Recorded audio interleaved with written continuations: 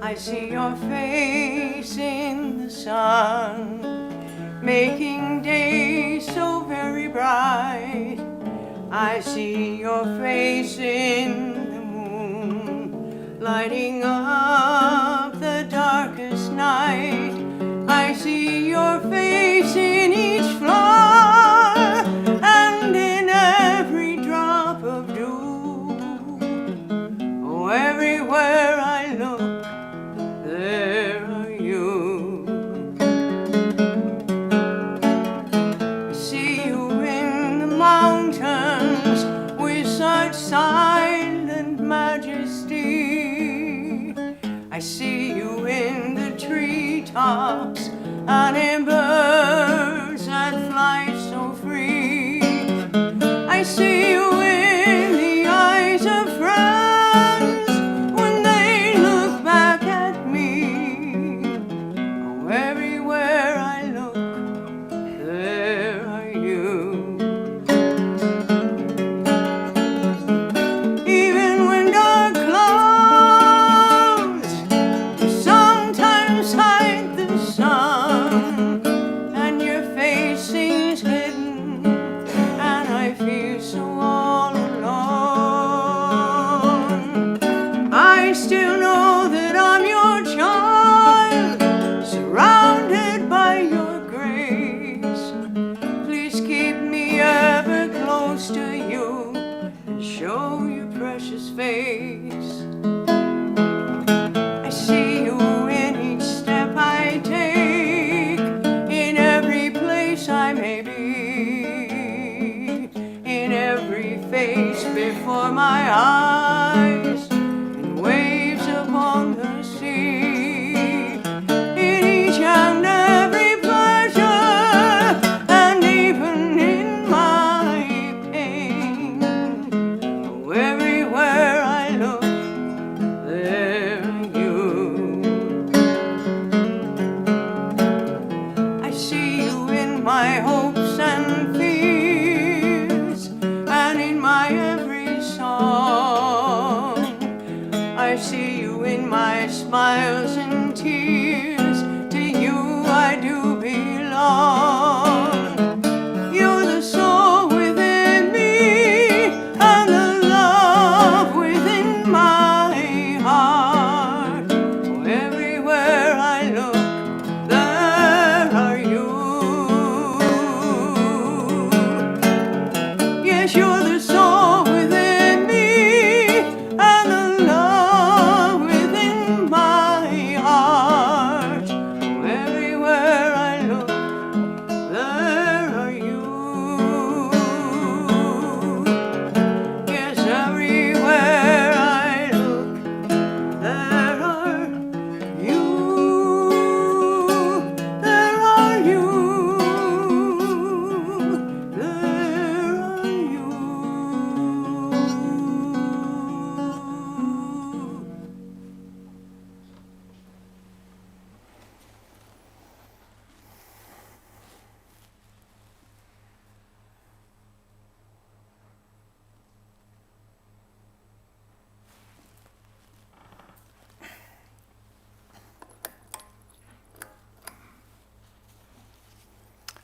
Good morning, everyone. Before we begin, we'll start with the chant. If you know this chant, chant along with me. Om Asato Ma Sadgamaya Tamaso Ma Jyotir Gamaya Mrityor Ma Amritam Gamaya Avir Avir Maedi Rudrayate Dakshinam Mukham Tenamam Pahi Nityam Tenamam Pahi Nityam Om Shanti Shanti Shanti. Lead us from the unreal to the real. Lead us from darkness to light. Lead us from death to immortality. O Lord, shine through and through, and ever protect us with thy loving presence. Om, peace, peace, Peace to all beings everywhere.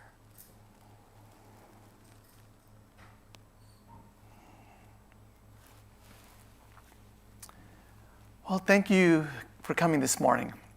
Our topic today is serving the divine in human beings, serving the sacred in human beings.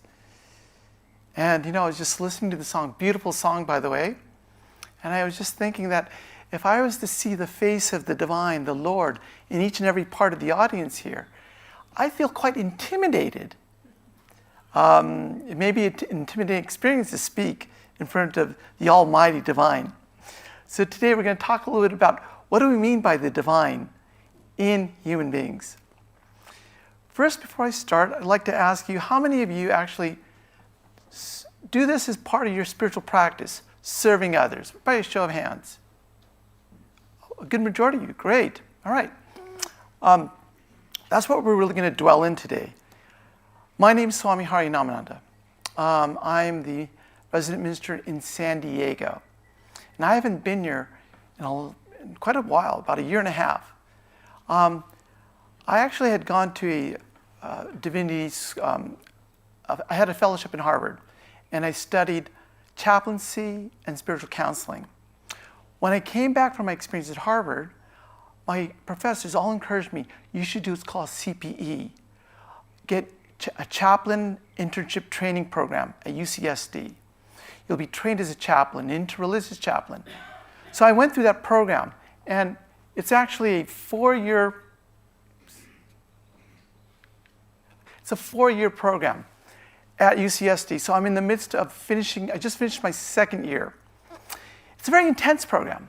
What you do there is it's about 25 to 30 hours in your week. You are working in the hospital, serving the hospital as a chaplain. You're being trained and serving simultaneously. You're also taking classes. You're being trained as an interreligious chaplain. So you're dealing with patients from various backgrounds and various faiths. We basically have a cohort of about 6 to 7 people who are being trained from different denominations, different faiths, coming together. We meet once a week. We have to do verbatims. We have to do about 20 hours of service in the hospital or in my temple, meeting patients one-on-one, writing up reports, writing up transcripts, verbatims, having these transcripts projected in our class or with our supervisor, having this ripped away, making spiritual assessments, looking at making interventions, trying to see what the outcomes are. It's a very lengthy and detailed process, and it's rigorous.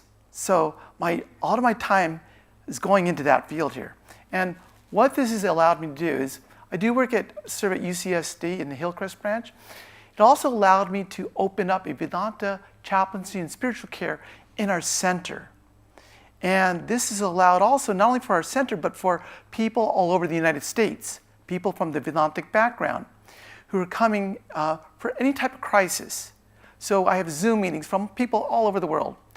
And the misfortune is we just don't have enough service. We don't have enough people to fulfill the demands. There are right now about less than 20 certified Hindu chaplains or Vedanta chaplains in the United States. It's becoming a big need. So you may ask, so let me give you a typical example of what maybe we do. I will deal with patients, basically, we're there to help people heal, help support them in their healing process. And I'll meet patients from different backgrounds who are coming about, maybe they're talking about their ailments and what has caused them to be there. Maybe they're thinking about, what sin have I done to cause me? What karma have I done? We're dealing with emotions like that.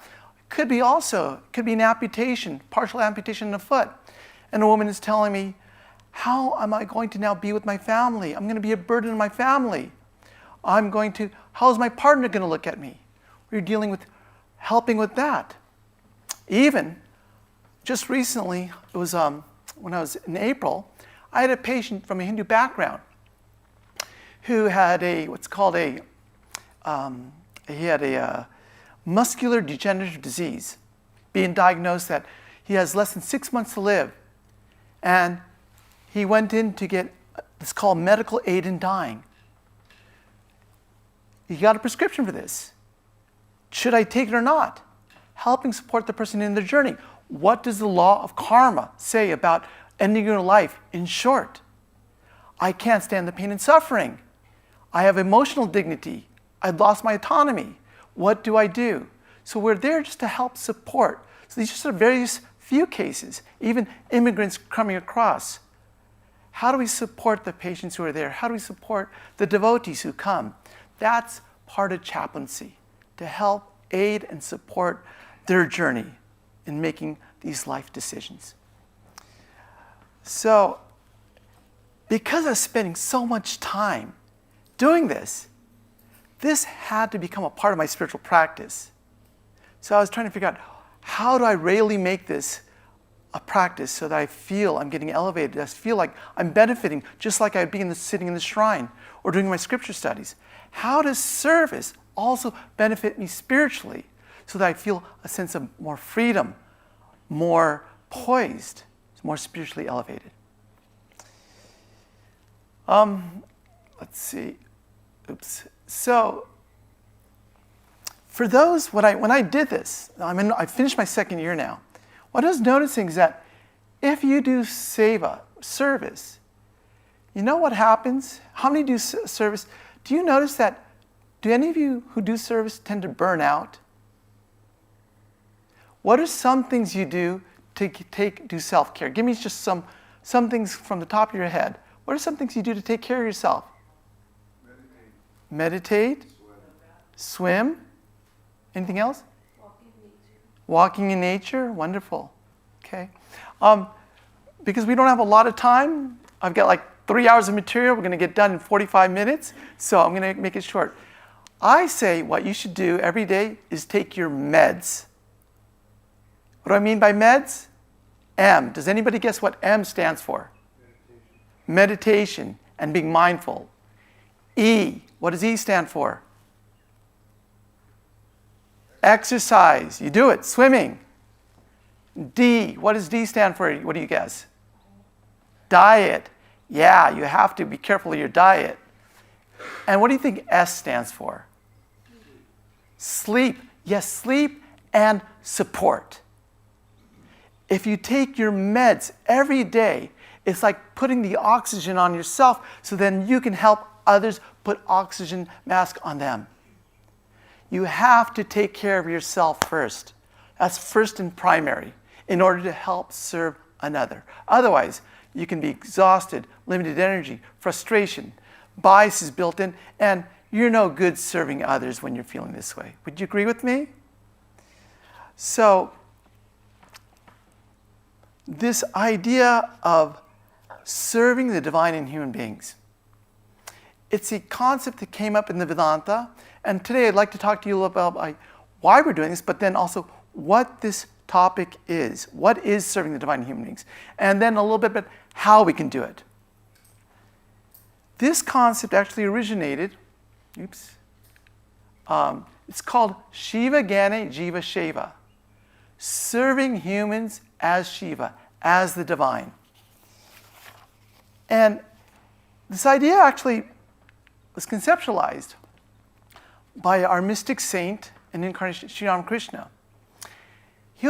Back in 1884, he was having a discussion on what we call the Vaishnava tradition, bhakti, or the path of devotion. And what he said was that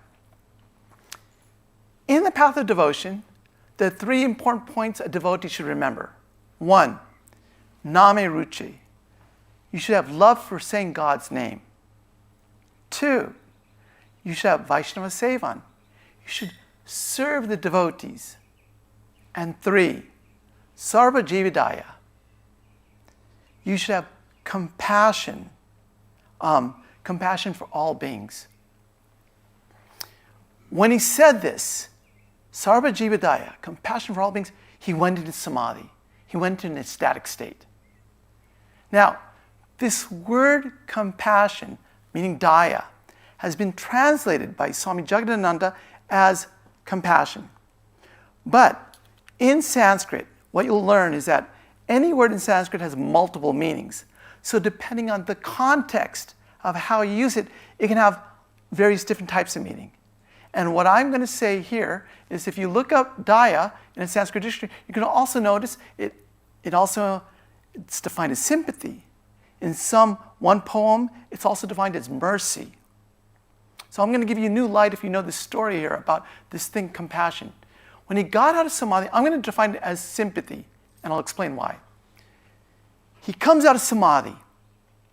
Then he says, sympathy for all beings? How foolish to speak of sympathy. Human beings are insignificant as worms crawling in the earth, and they are to show sympathy to others? That's absurd. It must not be sympathy, but seva, compassionate service to all. Recognize all as manifestations of God and serve them as such. Now, as chaplains, we're trained to try to feel the emotion behind the words. And as Sri Ramakrishna is speaking, what I'm sensing and feeling is he's going from a sense of irritation to a sense of frustration, annoyance, to full-out frustration. Why do you think Ramakrishna was frustrated when he mentioned the word daya, or sympathy? Well, let's understand this. Let's try to get into what sympathy means in comparison to what we're talking about, seva, compassionate service. According to Dr. Sinclair, sympathy means the feelings of pity and sorrow, where the giver is above and the receiver is below. It's about making the giver feel better about themselves by responding in superficial and shallow ways, so that we feel we've done something, but it really doesn't do much to the receiver. Example maybe, somebody or your good friend lost their job. You may say, I'm so sorry you lost your job. At least you've got your health. You know, my daughter also lost her job, but now she's working at Amazon. Cheer up. This is a sympathetic response. Whereas if you can compare it with a compassionate response, what do I mean by compassion here? What Ramakrishna is talking about here is compassion is really identifying with the person's pain, feeling and hearing and listening to them lovingly, understanding their unique needs. It's really a warm-hearted concern that unfolds when we witness the sufferings of others. We can sit with it. Sometimes when people are telling us their difficulties, we want to avoid it. We tend to want to fix it.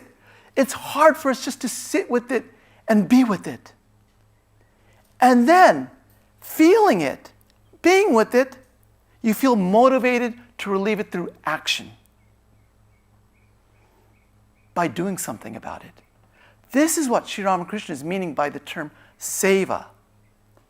Not sympathy, not daya, but seva, compassionate service. What Ramakrishna was doing here was he wanted to eliminate the egotism of the giver, the unselfish attitude that we sometimes have when we're giving. He wanted to eliminate the superiority complex of the person. You know, the person who says, this person is dependent on me. I'm the savior. I'm the one with the answers. I can fix you. He wanted to eliminate the egotism of power, the sense that we are above looking down at the receiver. I'm calling the shots. I'm the expert. You should listen to me. I'm the one paying for this. Look how magnanimous I am. He wanted to eliminate the sense of pride and prestige of the giver. I'm such a good person. Look, I serve my parents. He wanted to eliminate the sense of entitlement of the giver. You owe me. After all I've done for you, you should be grateful. If you peel away our ego, you'll find at some level there is some sense of what he's saying is we do, on some level we have this here. I remember for myself, when someone's walking behind me, I open up the door out of the sense of politeness. The person walks by, and I remember sometimes the person doesn't say thank you, or let alone doesn't even acknowledge me. How does that make you feel?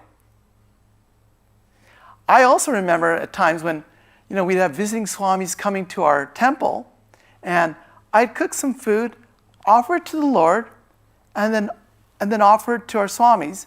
Sometimes the swamis wouldn't eat it. And I'd feel like, wait, why aren't you even touching this food? Am I truly serving it, offering it to the Lord? If so, is there any other motivation that I'm looking for when I'm giving? Is there a sense of validation that I'm looking for? I'm looking for some sense of compliments. Am I looking at you guys right now, seeing if you're nodding your heads, getting some validation from you? What's my motive in my service? I'll give you another example. Last summer, my mother had a shoulder replacement surgery. And so she had to be in a nursing home for 6 weeks. My father is quite aged. He's 87 years old. So I had to leave the monastery for the summertime and take care of my parents. And I thought, I'm going to go over there. I'm going to take care of my parents. I've been working as a chaplain. No problem. I'll arrange everything. I'll take over everything. I can do this. I had a sense of maybe this little superiority complex that I'm going to do everything, be the savior. I remember then what started happening. As I started engaging with my father, I started telling him what to do. Hey, Dad, we got to go see Mom at this time. We got to go to your appointments now. And this is what you're going to eat. As I started doing this more and more, he started pushing back. He started telling me, look, I've been taking care of myself all my entire life. Who are you to dictate to me now? And in the sense of these confrontations occurred. And, I started feeling a little bit unappreciated. Like, why? I'm just trying to serve here. I felt like it's Arjuna in the battlefield of the Gita, and I just felt wiped out every night. At one point, I had a reflection. Was I serving his needs, or was I serving my own needs? Was I serving my need of importance? Was I serving my need to be efficient? Was I serving my need to be organized?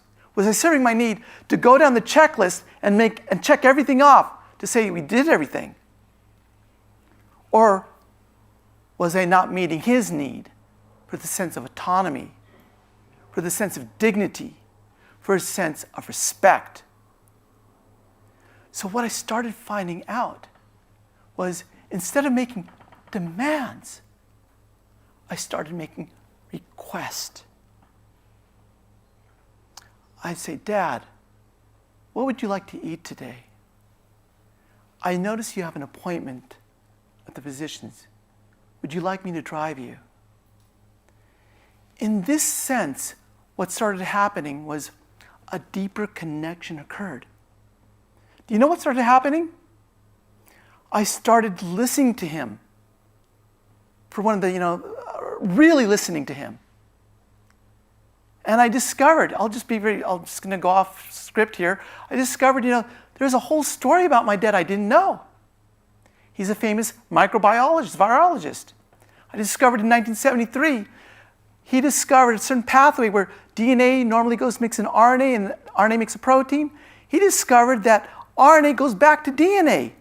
And this was the basis of genetic cloning and companies like Genentech. So, and these vaccines that we have now. There's a whole chapter I did not know about my own father. So what happens when you do daya, and when you do seva instead of daya, when you be compassionate instead of serving from your own needs, when you shift your attention from yourself when you're serving to the attention of the other, you start to learn things, you start to open up, you see things you never saw before. This is what Ramakrishna meant by not daya, not sympathy, but seva, compassionate service. When you do this, you become more focused, unselfish, and caring to the recipient. You know, Hafiz has a poem. Oh, I'm sorry, the slide was there, but okay. Hafiz is a poem. Even after all this time, the sun never says to the earth, "You owe me." Look what happens with a love like that. It lights up the whole sky.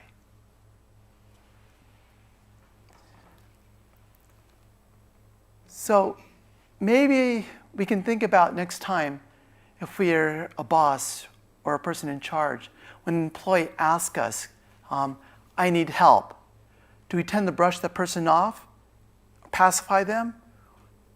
Is our response sympathetic, or is our response seva, a compassionate action? Now, in this talk, where Sri Ramakrishna was talking about compassionate service, guess who was there? Swami Vivekananda. Swami Vivekananda was there, and he came out of that discussion when he heard from Ramakrishna and said, I found a new light, a new light. What did he do in this conversation? Basically,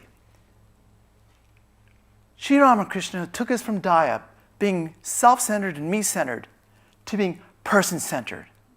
He took the spotlight off on myself and put it on the spotlight on the person I was helping. What Vivekananda did, and is going to show you, he takes the spotlight from the person that we're serving and illumines everything.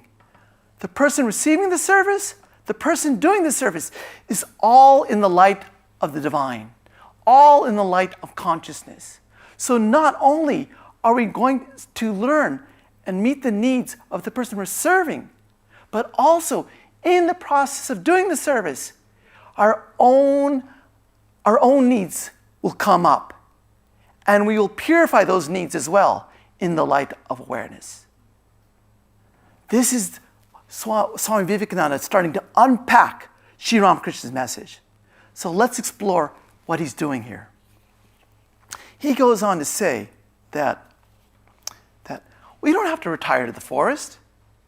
We don't have to practice tapasya, spiritual practices, in the caves, which was traditionally done in the Hindu way. We don't have to renounce love, family, and friends. We can stay right here, where we are right now, and serve God and all the embodied beings and become free this way. What Swami Vivekananda is going to do now is give us a template for how to serve the divine in human beings. What he goes on to say is this. He says, let man do everything he's doing. There's no harm in that.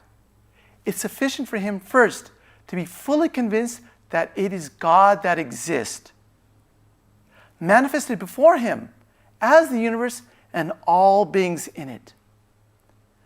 Those with whom he comes in contact every moment of his life, whom he balabhasha, loves, whom he samman, respects, whom he has shraddha, faith and honor in, and whom he serves with kindness, are all he himself, are all God himself. What's he saying here?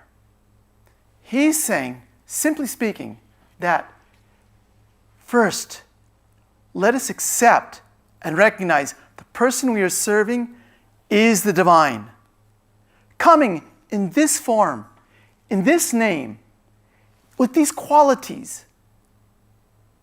Maybe the divine's coming to us to teach us certain lessons that we have to go through. And until we don't learn those lessons, we're going to keep coming again and again and again in different forms, different people, different experiences.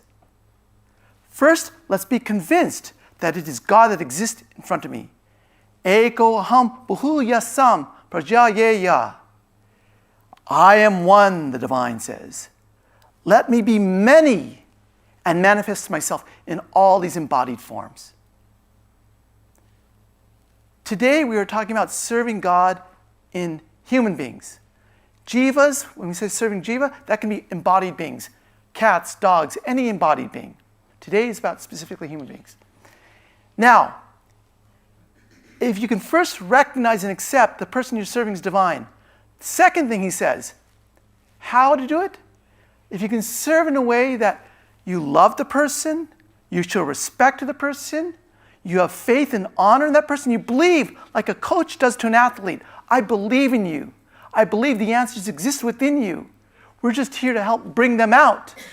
And if you can show kindness, then that person becomes the divine. If you can do this, he goes on to say then, if you can look upon the person as Shiva, as the divine, as God, then how can there be any occasion for anger, hatred, or arrogance? If you serve the jiva, if you serve embodied humans as God, your heart will be purified. And in a short time, you'll be pure, awake, and free. This is what he is saying here. So, when I thought about this, I was thinking what does it mean? It means I have to serve in a way that my values align with love, respect, honor, and kindness. It's not even about trying to seek God. It's about being driven by these values. Do you notice the value when I was serving my father? Does it have being organized? Does it have being efficient? Does it have being finishing the agenda? That's not part of the value for serving God and human beings. So he's simply stating this. And it's pretty profound when you think about this. Now the question maybe we ask is, well, this is great, but how do we do this? How do we recognize the divine and serve the divine in a way that we can our hearts become purified? Okay, what I'm going to bring in now, working as a chaplain, is I'm going to bring in my experience of how I try to do this in chaplaincy. And maybe you can relate to it, and we can have a little discussion afterwards about how you also, what are your techniques and ways? This is more of an exploratory kind of avenue of research here. How to serve the divine in others. So the approach I'm using here is this. Do you notice we have a shrine right here behind me? So every morning, they do a puja, a worship to the divine in this form of Ramakrishna. It's about an hour long. If you haven't attended, maybe you'd like to. What we're saying here is that whether you're doing a puja and worshiping the divine in this way, or when I come to a patient or someone in need of help and serving the divine in this way, there are 3 essential steps that I've come to discover. That's what I want to talk about a little bit right now. We're talking about how to do it. In the 3 steps are preparation, engagement, and surrender. So whether you're in the worshiping the divine here, you're going to prepare yourselves, you're going to prime the mind, you're going to engage with some acts of offering, flowers, incense, and then you're going to surrender the acts back to the divine. In the same way, when I come in to meet a patient, I'm going to prepare what are my engagements, what are my tools that I'm using in my offering with the patient, and ultimately, how do I surrender this so that patient, how do I offer it back to the divine? Is everybody with me right now? Is anybody? I don't want to lose anybody here. Okay. All right. So let me take you now. This next step is a little bit complicated, but we're going to try to do it our best we can. All right. What I'm going to do here is do a little side-by-side comparison with regards to worship. Anybody, by the way, does anybody do any type of ritual, a morning worship, or a worship in their own homes? Like puja worship? Okay, a few of you. Great. All right. Okay. So when you do the puja, again, we have 3 steps: preparation, engagement, and surrender. When you do a worship in puja, for example, the first thing you'll do, eyes over here, everybody, you'll notice the pujari, they'll touch their eyes, their nose, their mouths. You're going to touch different parts of the body. They are basically purifying their senses, tuning their senses into the divine. Forget the external, tuning into the internal divine. In the same way, when I come into a patient's room, before I go to a patient's room, I have to prime my mind, preparing. What does that mean? The first step for me is, just call it release, ground, and center. I may have just gone to a patient's room, and I'll tell you, being an interreligious minister, I go in the majority of patients I see, 80% are Christians. I may go into a minister in a Christian patient's room, and I may get rejected because of my religion. I may have a case, or I may come across someone who's really politically very motivated, and they're trying to preach their motivation onto me.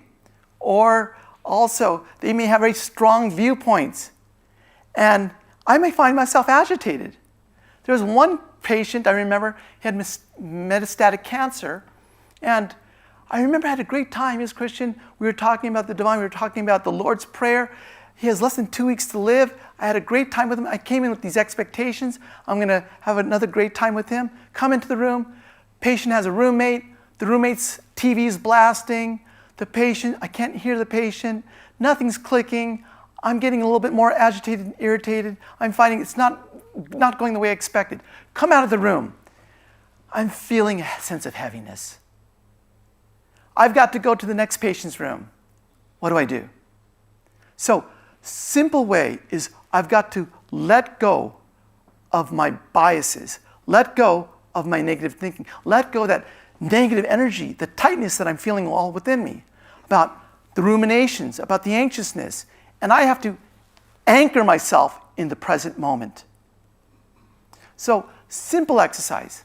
Remember, you only have like minutes to seconds before you go in. Simple exercise is this, what I found.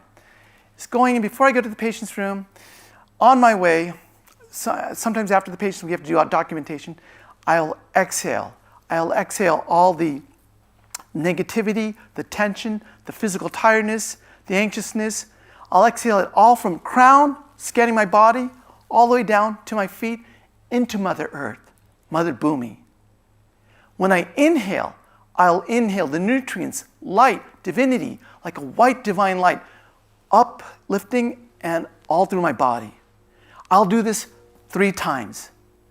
There's an acronym called STOP. Deepak Chopra talks about it. Before you go see the person, stop whatever you're doing. S. T. Take 3 deep breaths. O. Observe your body, your mind, your tightness. Just detach from it. It's not you. Just see it. Once you observe something, the light of your own awareness has the ability to dissolve it. That's the unique thing about this witness consciousness, about witnessing your own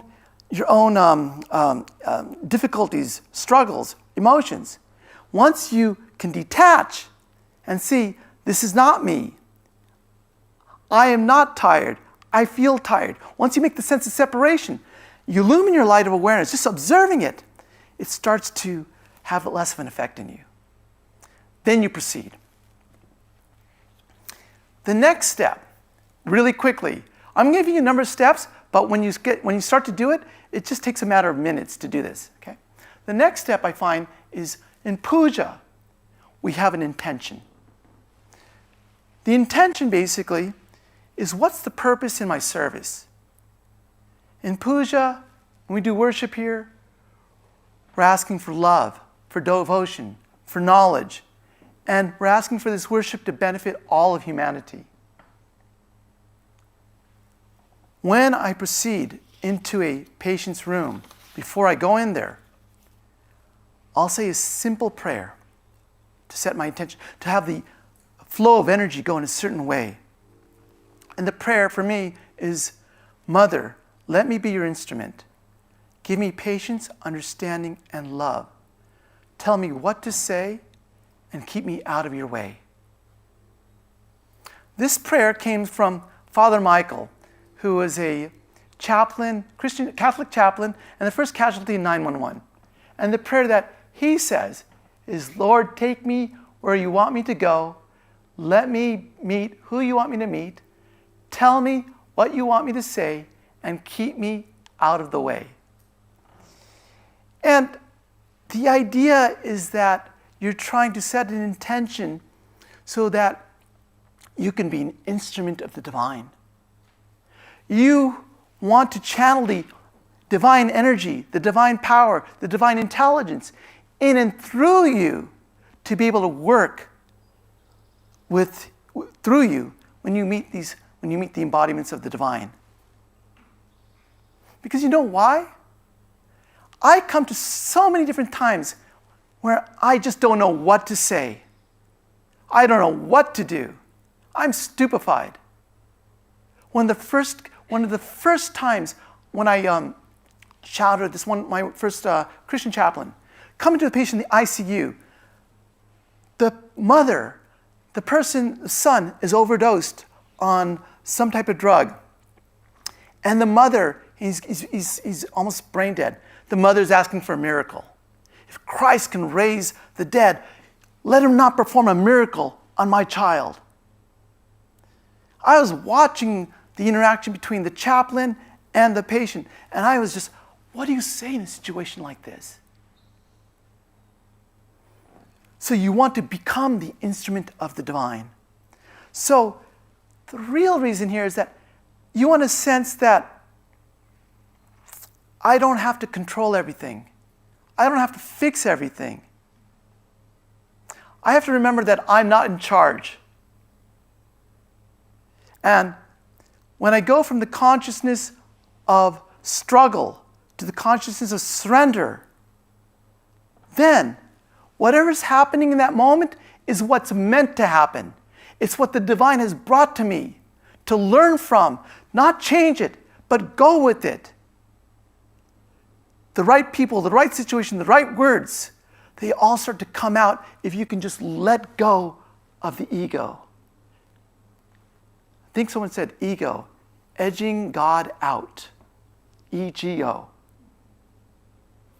So the next step here is we want to perform then a sense of transformation. So in puja, what happens is that there's a saying in puja, Devam bhutva, devam yajet. To worship the divine, you have to become divine. What we mean by this is that in order to experience something outside of you, you have to have it inside of you. Like sees like. If I go to the gym, and when I see all these guys working out, they're pushing these weights, they're identified with their bodies, they're checking out other bodies. When I was in Harvard, people are so identified with their minds that it's ideas. They identify with other ideas. When you identify with your inner spirit, the inner light, then you start to see everybody else as waves of light, as spirits. The divine is manifesting itself in all these forms, illumining. So that's the transformation. And in puja, what we do a meditation where we empty ourselves out, we burn the old karmic software, and we invoke a new divine software into us. So what we feel, what we see, what we sense is divine. When I go in chaplaincy, before I meet a patient, simple what I do, something simple, as I just will visualize my Ishtadevata in my heart, the deity, the divine, that like light, or your divine presence, and say my mantra 3 times and visualize that illumined and illumined and illumined until I feel a sense of purna, I feel a sense of completeness, I feel a sense of wholeness. Because again, when I'm going into the patient's room, I don't want to be wanting their validation. I want to be giving, not tending to receive. So I will just basically acknowledge that I am divine. Aham Brahmasmi. I am divine. And when you tuned in this way, acknowledging your divine presence, especially, we'll say, the divine presence in your heart, you're activating your own intuitional power. And within that intuitional power, again, you don't have to worry about what you're going to say, what you're going to do, how you're going to react. Just let it go, and then just allow the divine presence to speak through you. So we acknowledge I'm divine. Then, another thing we do in puja is then we will, after acknowledging I'm divine, we'll recognize the divine presence in the Lord. By a series of mudras, we're going to ask the divine, I want you to sit here. I want you to come here. I want the divine presence to sit here. Come here, face me, and I want you to accept my worship. In the same way, when I see the patient now, I have to click in my mind that you are divine. Vivekananda says you have to get a real conviction that the person you're serving is the divine. So what do I do? So there's different ways, but simple ways. We had one Swami, Ban Bahari Maharaj, back in Benares. He was a wonderful Swami who worked in the hospitals. And he would always say the name of the person and Narayana. So he'd say like, Sarah Narayana. Hello, Sarah Narayana. Hello, Vivian Narayana. Narayana means Lord. So even for him, just saying the name of the person and then silently adding Narayana. Or just simple, Namaste. The divine in me salutes the divine in you. What I try to do in some ways is when I go into the patient's room, I say, thank you. Even before we begin, I'll say, I want to thank you for just today, for just now taking the time to be with me, to share with me, to speak with me. And when I acknowledge my thank you, I'm acknowledging that divine. What am I doing? I'm trying to preempt the person. I really want to thank you for taking the time to meet with me right now. What am I doing? Is I'm trying to allow that person to open up their own inner sanctum. And I want to thank them for allowing me in to share their most intimate things that we're going to discuss as a chaplain and a patient. It's sort of like when you go to a temple, sometimes there's a bell in the temple. You'll ring the bell to say, God, I'm here. And you just, by just having that attitude of that this person is divine, watch how they open up. Watch how they begin to receive you. Watch how all the doors open up, knock, and things will happen. So in this sense then, it's recognizing the person, ultimately, Aham Brahmasmi, I am divine, Tat Tvamasi, you are divine. So in that process now, we have what's called then, the next part of the puja is engagements.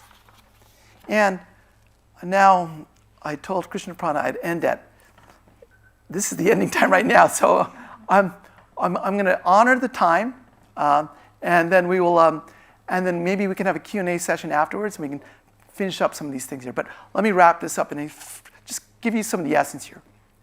Okay, so in worship, you'll notice they offer flowers, they offer incense, and they'll offer food, they'll offer light. In the same way, these are symbolic, the flowers of our love, the incense of our prana, the light of our presence. So what we do in chaplaincy is the two most essential offerings that I believe you can give in the act of worshiping another individual are two things that can be utilized in them: presence and active listening. And let me just briefly here. In presence, what I'm saying is that you want to give them the full attention of yourself to the other person. Arthur Klein, who served his wife for 40 years, was a Harvard professor, and wrote a book called the soul of care. Presence is bringing the fullness of our being to the person we are serving by deeply engaging. It's saying like, I'm here for you, to I'm here.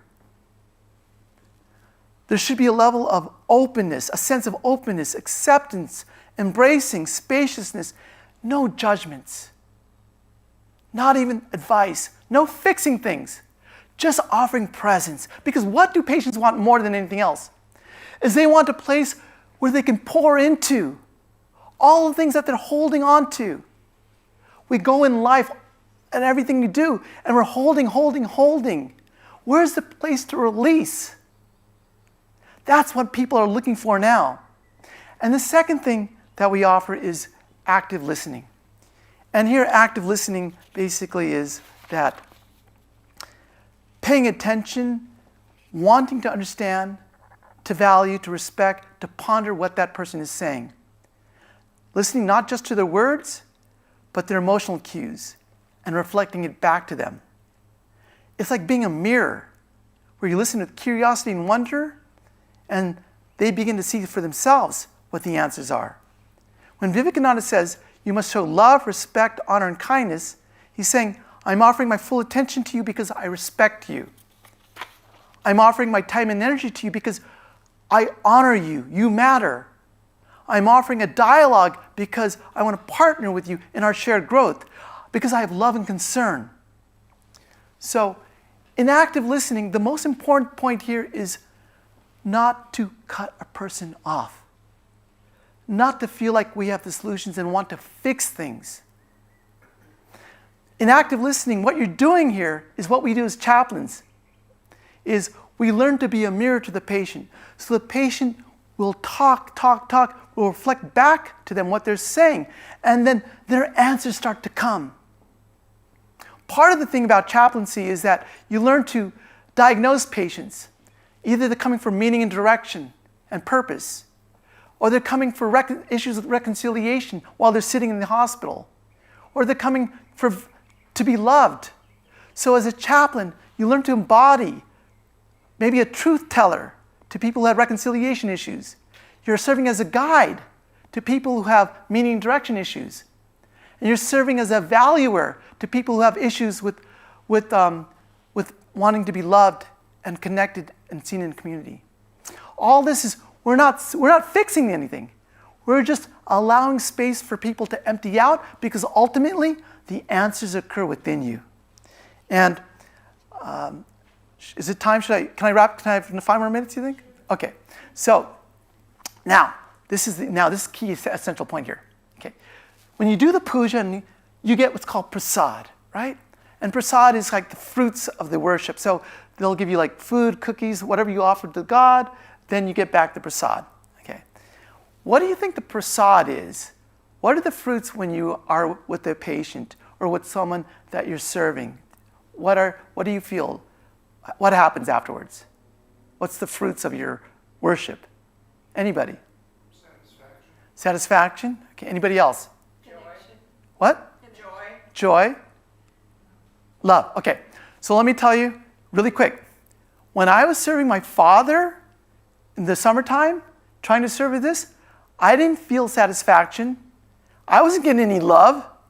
What I was saying, I was getting a lot of anger back at me. I was getting a lot of like resentment sometimes. This is what happens. Remember, Vivekananda he said earlier, what did he say? Let me see if I got the next slide.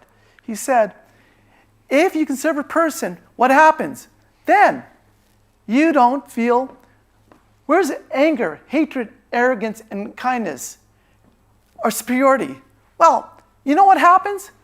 When I was trying to serve a person in this way, all this stuff was coming up. Why? This is what Vivekananda is talking about, purifying the soul. And I'm going to share a story with you really quick here. It's called the Samudra Mantana.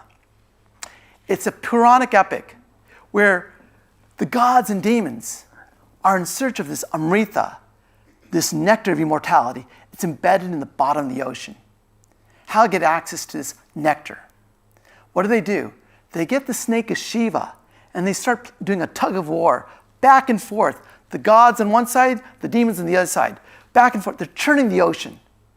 And as they churn the ocean, they're waiting for this Amrita to come up. Before this Amrita comes up, guess what happens? This thing called the junk comes up, called hala hala. This black poisonous substance starts to come up into the atmosphere. And what happens? The gods and demons start suffocating. They're suffocating. And what do they end up doing? They're like, Shiva, help, help, help. What does Shiva do? Shiva comes down. He opens up his mouth. He consumes the black poisonous substance. He neither swallows it so that it infects him, neither does he spit it out so that it's like gossip to others. He just makes space for it. He holds it. So, what's going to happen is when you try to acknowledge the divine and are trying to serve in the ways we've talked about, what's going to happen?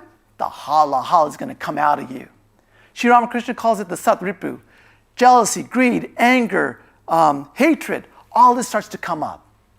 And what happens when that happens? Well, a simple way is you have to know how to process that. Because if you don't process that, in Ayurveda we call that emotional toxicity. If you don't deal with it, if you try to repress it, you're going to start feeling fatigue, irritability, lack of enthusiasm, cynicism. This is what happens if you don't deal with the hala hala, the poison. So I'm going to give you one just simple way. Let's see. Okay. A simple way that was taught to me was use the ruler technique. It was taught in Yale University.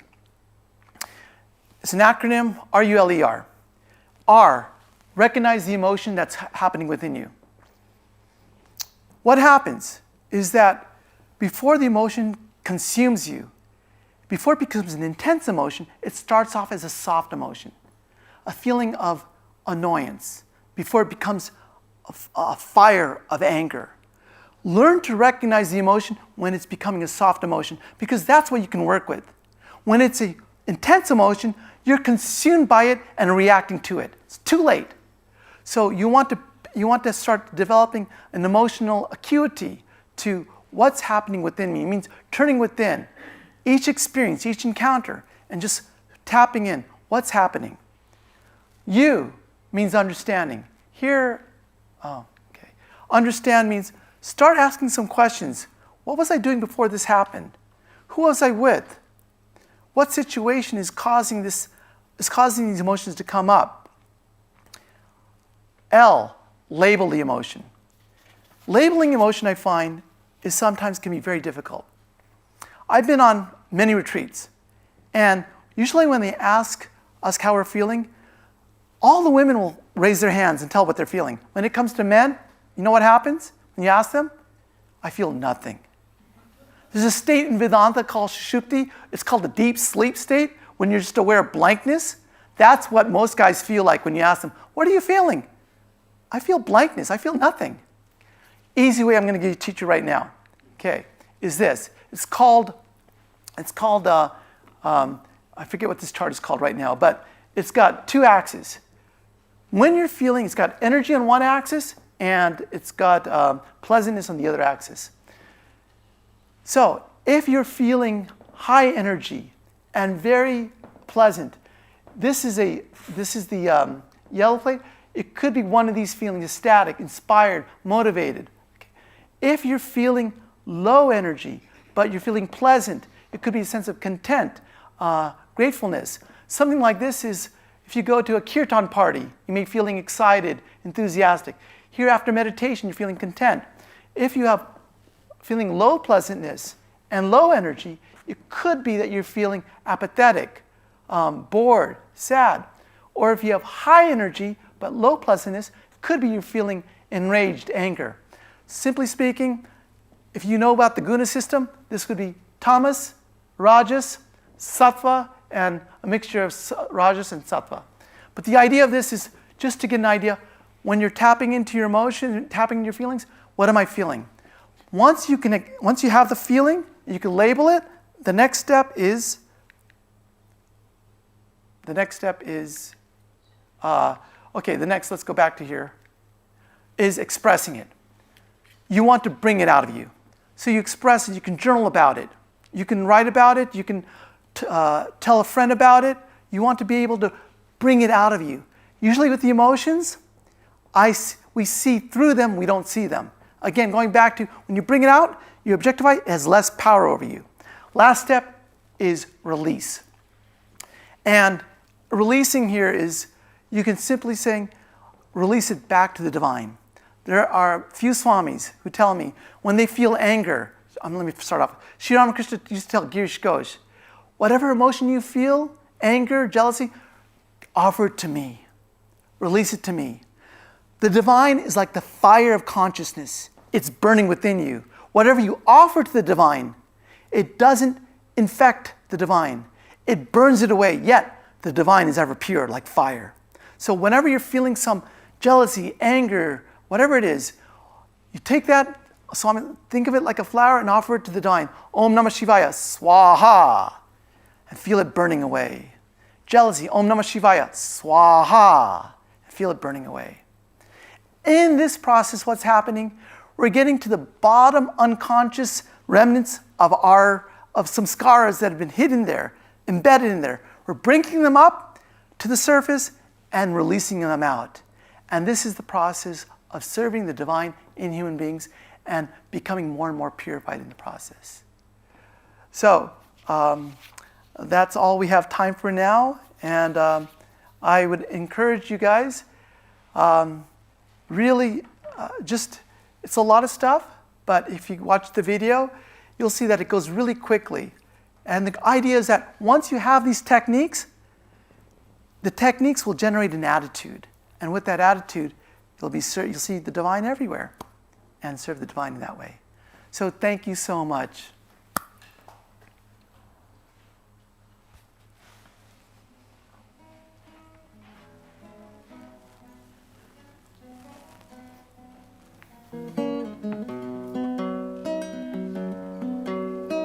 Hummingbirds kissing every flower, butterflies dancing all around, birds soaring high up to the heavens. I hear their songs come round and round, silhouette mountains in the distance, pepper trees swaying in the breeze, sun shining down on every shoulder, babbling rivers flow with peace, sun shining down on every shoulder, babbling rivers flow with peace. Sometimes this light falls down upon me, colors appear from every side. Where is the beauty I was seeing? I look around, but it does hide. I pray for sun to light the shadows. I pray for beauty in my eyes. I pray for peace around this planet. Treasures like these are found inside. I pray for peace around this planet. Deep in our hearts it does abide. Hummingbirds fill me up with nectar, butterflies fill my soul with dance, birds fill my heart, oh love with singing. Everywhere I see abundance, beautiful visions in the mountains, colors abounding here and there. Endless the tapestry of living, all things connected everywhere. Endless the tapestry of living, all things connected everywhere. All things connected everywhere. All things connected everywhere.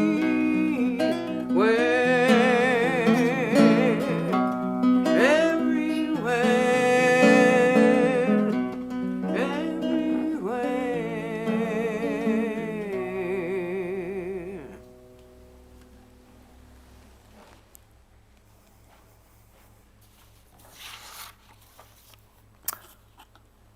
So next week we have Swami Harinamananda speaking about Vedanta in the age of social media.